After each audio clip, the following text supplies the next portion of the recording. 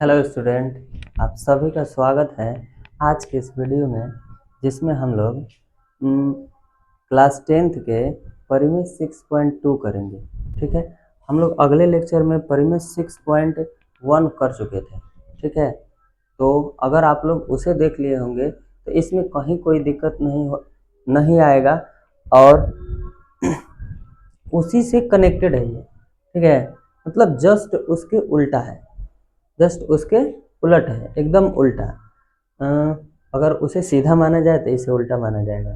ठीक है, उसको हम लोग थेल्स परिमेय बोलते थे और इसे हम लोग थेल्स परिमेय के विलोम बोलते हैं। एग्जाम में आने के बहुत सारे चांसेस होते हैं। ठीक है, दोनों थ्योरम, अगला वाला भी और ये भी, अगर आप लोग इसे ध्यान से देखते हैं तो आपको बोर्ड एग्जाम की दृष्टि से भी बहुत ज़्यादा बेनिफिट होगा और यहाँ तो फायदा होगा ही होगा।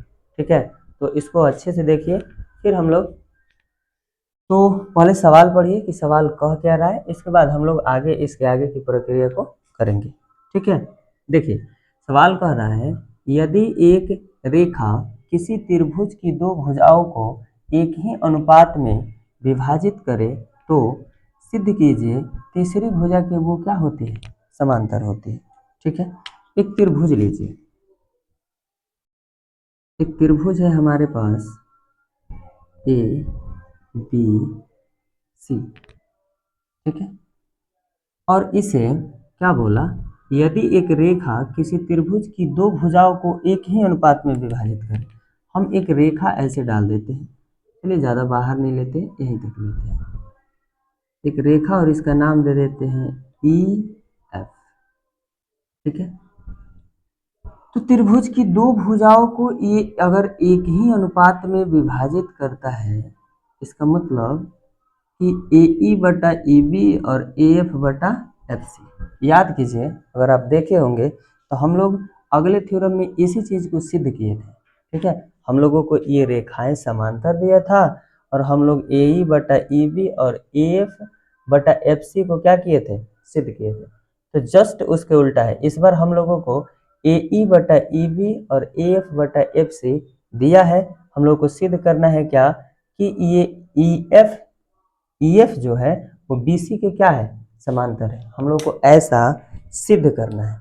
ठीक है, ऐसा सिद्ध करना है। रुकिए थोड़ा सा, इसके कैप गिर गया था।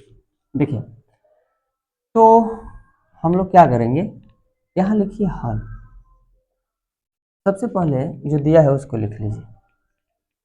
हम लोगों को दिया है, सॉरी, दिया है क्या, ए बी सी एक त्रिभुज है। ठीक है, जिसमें जिसमें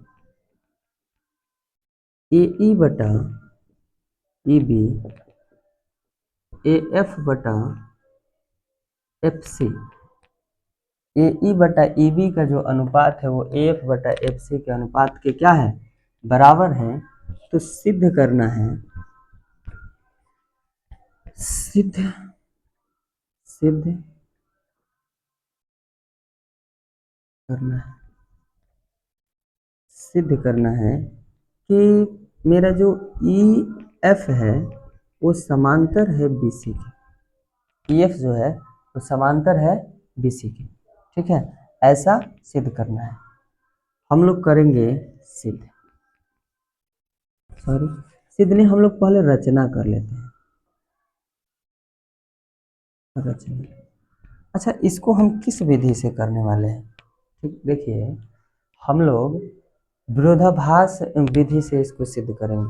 ठीक है, विरोधाभास नियम से। जैसे हम लोग ऐसा करते थे ना कि कोई हम लोग जैसे कि √5, √2, √3 इसको सिद्ध करते थे ना कि वो बोलता था, बुक बोलता था कि मेरा √5 एक अपरिमेय संख्या है, इसे आप सिद्ध करके दिखाइए। तो हम लोग क्या करते थे, हम लोग मानते थे कि नहीं, हम तुम्हारा भाई बात नहीं मानेंगे।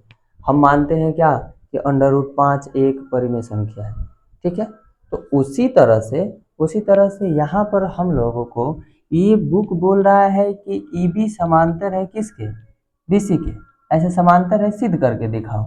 ठीक है, जैसे √5 एक अपरिमेय संख्या है, बुक बोल दिया कि है, तो कैसे, सिद्ध करके दिखाओ। उसी तरह से यहाँ पर ईएफ जो है वो बीसी के समांतर है, लेकिन कैसे, ये सिद्ध करके दिखाए।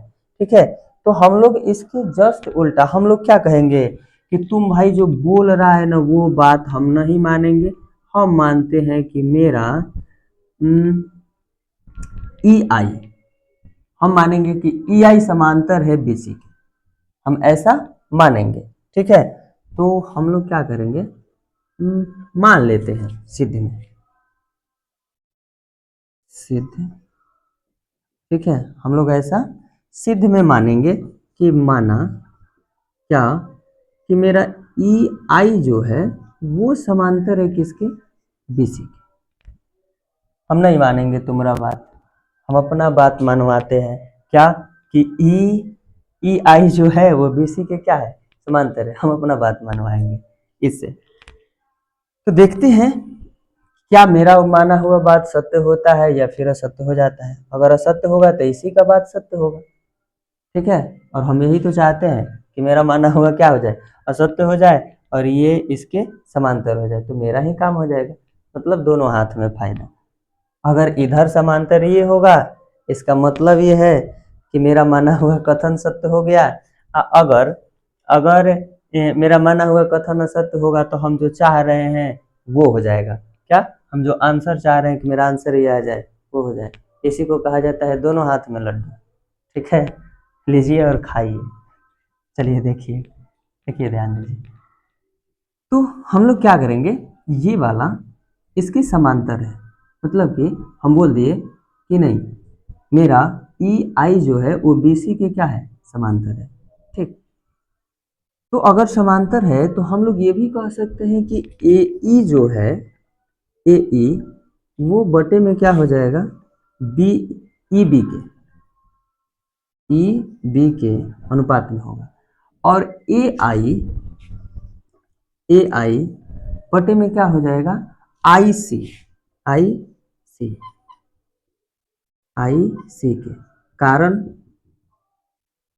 बीपीटी, बीपीटी आप थेल्स परिमेय से बोल सकते हैं, हम शॉर्ट में बोलेंगे बीपीटी, मतलब बेसिक प्रोपोर्शनलिटी थ्योरम, आधारभूत समानुपातिकता परिमेय, इसी को कहा जाता है।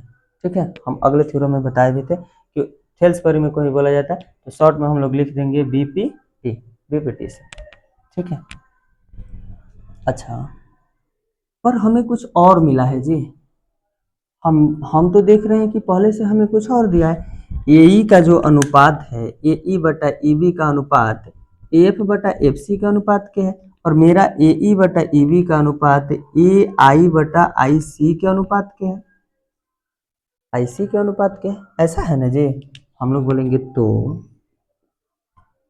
हमें ए ई बटा ई बी का जो अनुपात है वो ए एफ बटा एफ सी के अनुपात के बराबर दिया है। ये तो हमें मिला है ना जी, ये हमें मिला है। अब तनी ध्यान से समझिए, ए ई बटा ई बी बराबर है ए आई बटा आई सी के, ए ई बटा ई बी ये दोनों सेम है और बराबर है ए एफ बटा एफ सी के। जब ये दोनों एकदम सेम है तो ये भी दोनों तो सेम होगा, होगा कि नहीं होगा। तो हम लोग आसानी से इसको ऐसे लिख सकते हैं कि अब हम लोग, अब इसको हम ऐसे दिखा सकते हैं कि जब ये दोनों चीज़ें एक ही चीज़ के बराबर है तो ये भी बराबर होगा। मतलब ए आई बटा आई सी बराबर ए एफ बटा एफ सी के बराबर है। अब तनी इसका तुलना कीजिए, कहाँ है ए आई बटा आई सी, ए एफ यहाँ पर और बटा एफ सी। ऐसा पॉसिबल है क्या, ऐसे संभव है कि एक ही रेखा पर दो भुजाओं का अनुपात जैसा कुछ दिख जाए। हम लोग तो हमेशा दो भुजाओं के अनुपात में ऐसा देखते हैं, लेकिन ये तो एक ही भुजा के अनुपात में आ गया कि नहीं आ गया। ए आई बटा आई सी ए एफ बटा एफ सी एक ही भुजा पर है। तो हम कह सकते हैं क्या कि ये जो ई आई है, ई आई वो समांतर होगा बीसी के? नहीं, ये गलत कथन है। मतलब मेरा ही माना गया कथन असत्य हो गया, ऐसा संभव ही नहीं है। ठीक है, हम लोग क्या लिखेंगे कि अतः यह संभव नहीं है, इसलिए हमारा माना गया कथन असत्य है। अगर असत्य है तो क्या है? अगर असत्य है तो जो बुक बोल रहा है वही क्या है? सत्य है। इसका मतलब मेरा जो ई एफ है वो समांतर हो गया किसके? बी सी के। ठीक है, और ये हो गया प्रूफ्ड। ठीक है, बहुत आसान है, बहुत ज़्यादा आसान। ठीक है, बहुत ज़्यादा आसान। कितना? 1 2 3 से 4 लाइन में ख़त्म हो गया। एकदम बहुत ज़्यादा आसान है। अगर आप लोग ध्यान से देखते हैं तो कहीं कोई दिक्कत नहीं आएगा, और इतने सा का आप लोगों को बोर्ड एग्जाम में 5 नंबर मिलेगा। ठीक है, देखिए एक बार फिर से आप लोग को रिवीजन करा देते हैं। हम लोगों को बोला है कि यदि एक रेखा किसी त्रिभुज की दो भुजाओं को एक ही अनुपात में विभाजित करे तो सिद्ध करे कि वो तीसरी भुजा के क्या होती है? समांतर होती है। इसका मतलब ये है कि ये ए बी सी एक त्रिभुज है और इसे एक रेखा प्रतिच्छेद करके और अनुपात में संगत भुजाओं के अनुपात को क्या कर देती है? विभाजित कर देती है। ठीक है, तो हमें सिद्ध करना है कि जो ई एफ है वो समांतर है बी सी की।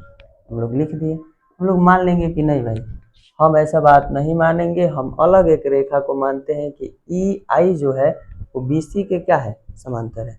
अगर ई आई बी सी के समांतर है, इसका मतलब है कि ए ई बटा ई बी और ए आई बटा ई सी बी पे टी से कह सकते हैं हम आसानी से कि ये ऐसा होगा। तो इस आधार पर, लेकिन हमें ए ई बटा ए बी और ए एफ बटा एफ सी दिया है, तो जब हम इस दोनों की तुलना किए तो तुलना करने से हमें पता चलता है कि ये दोनों एक ही चीज के बराबर है। तो इस साइड अगर उधर लेफ्ट हैंड साइड दोनों का बराबर है तो राइट हैंड साइड भी दोनों का आपस में क्या हो जाएगा? एकदम निश्चित रूप से बराबर होगा। तो हम दोनों को आपस में बराबर यहाँ पर दिखा दिए।